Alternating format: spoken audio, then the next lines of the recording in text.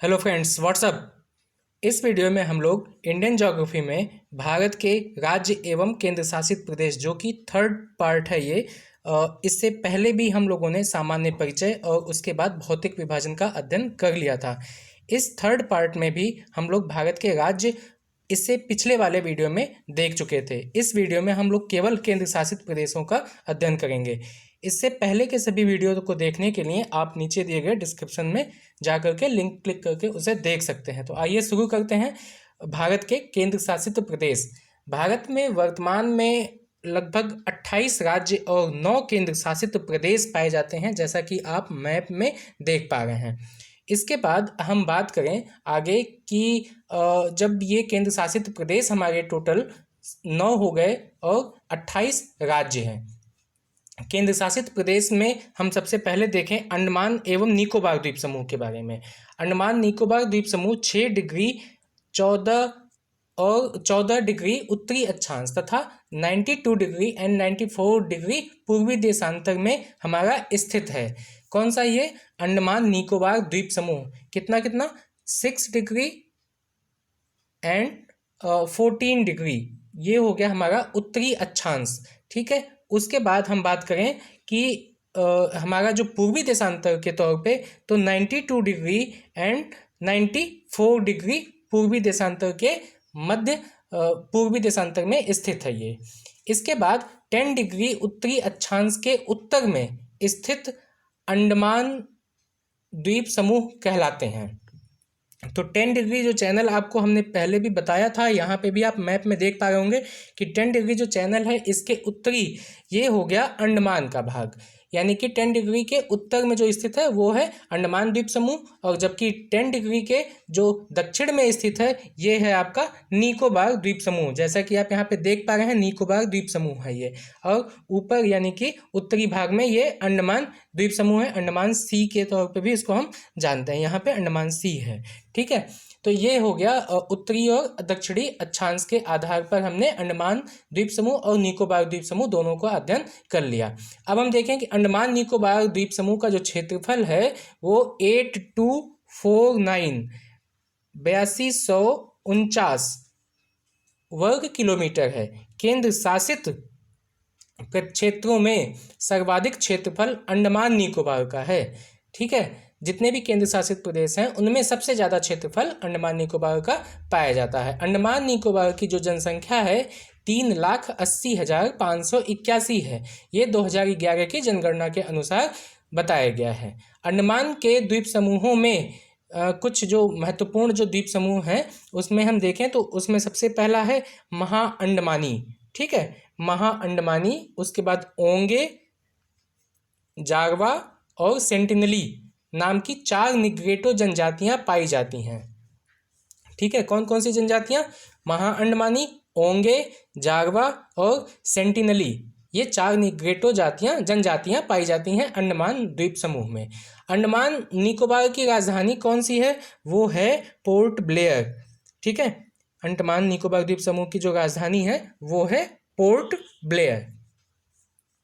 इसके बाद हम देखें कि चंडीगढ़ और उसके आसपास के क्षेत्र, यानी कि अब हम दूसरे जो केंद्र शासित प्रदेश हैं उनकी तरफ हम आगे बढ़ रहे हैं अंडमान के बाद। चंडीगढ़ में देखें तो चंडीगढ़ और उसके आसपास के क्षेत्र को 1 नवंबर 1966 को केंद्र शासित प्रदेश बनाया गया था। यह हरियाणा और पंजाब दोनों राज्यों की राजधानी है। जैसा कि आप देख पा रहे हैं चंडीगढ़ यहाँ पर है, इस मैप में छोटा बिंदु होने की वजह से यहाँ पे उसको थोड़ा सा बड़े में बनाया गया है। ठीक है। चंडीगढ़ का जो क्षेत्रफल है वो है 114 वर्ग किलोमीटर।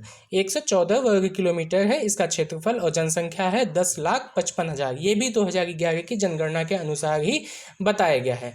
अब हम इसी में आगे अगला जो हमारा नेक्स्ट जो केंद्र शासित प्रदेश है वो हम देखते हैं, तो उसमें है दादरा और नगर हवेली। दादरा और नगर हवेली गुजरात और महाराष्ट्र राज्यों से घिरा हुआ है। इसके 2 भाग हैं, एक तो दादरा है और दूसरा नगर हवेली है।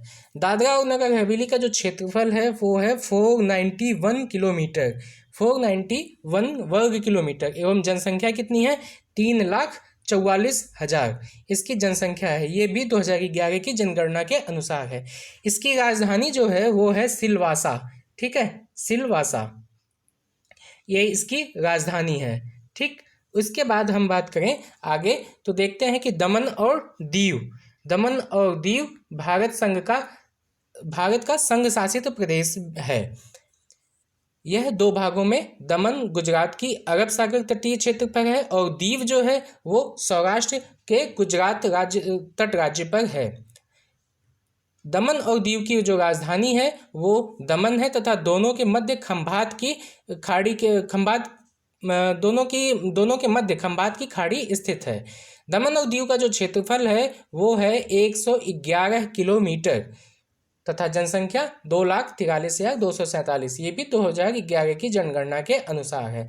अब हम दिल्ली की बात करते हैं। तो दिल्ली केंद्र शासित प्रदेश के साथ साथ भारत की राजधानी भी है, जैसा कि आप देख पा रहे हैं मैप में, ठीक है। यहाँ पर दिल्ली के साथ साथ उसके जो NCR वाले क्षेत्र हैं वो भी यहाँ पर बनाए गए हैं मैप में।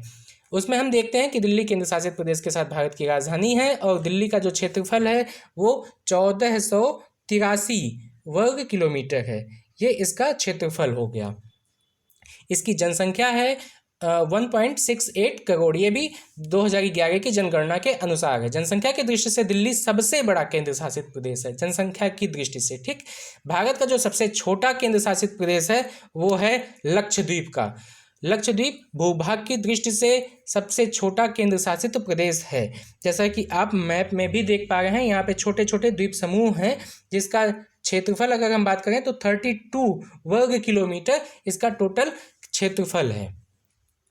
इसके बाद हम देखते हैं कि इसके यहाँ पे जनसंख्या कितनी है, तो वो भी 2011 की जनगणना के अनुसार 64,473 यहाँ पे लोग पाए जाते हैं। यहाँ की जनसंख्या 2011 की जनगणना के अनुसार है। इसमें कुल कितने द्वीप आते हैं? 36 द्वीप हैं, 36 द्वीप हैं यहाँ पे लक्षद्वीप में। लक्षद्वीप की जो राजधानी है वो है कावारत्ती, ठीक है। तो ये हो गया लक्षद्वीप के बारे में। अब हम देखते हैं कि पुडुचेरी 4 अलग अलग जिलों में विभाजित है। कौन कौन से जिले हैं? जैसा कि आप मैप में भी देख पा रहे हैं, येनम है, पुडुचेरी है, कराईकल है, उसके बाद माहे है। ये चारों जिले किसके हैं? ये चारों जिले पुडुचेरी के हैं, ठीक है। पुडुचेरी 4 अलग अलग जिलों में विभाजित है, जिसमें से 2 कराईकल और पुडुचेरी ये तमिलनाडु में ही है। ये देखिए आप देख पा रहे हैं जैसे मैप में, ये तमिलनाडु में है और येनम का जो भाग है वो आंध्रा और माहे का केरल में है। तो इस तरीके से पुडुचेरी के ये चारों जिले हैं जो कि पुडुचेरी केंद्र शासित प्रदेश के अंतर्गत आते हैं। येनम आंध्र प्रदेश के पास में, माहे और केरल के पास में, इसको हमने देख ही लिया।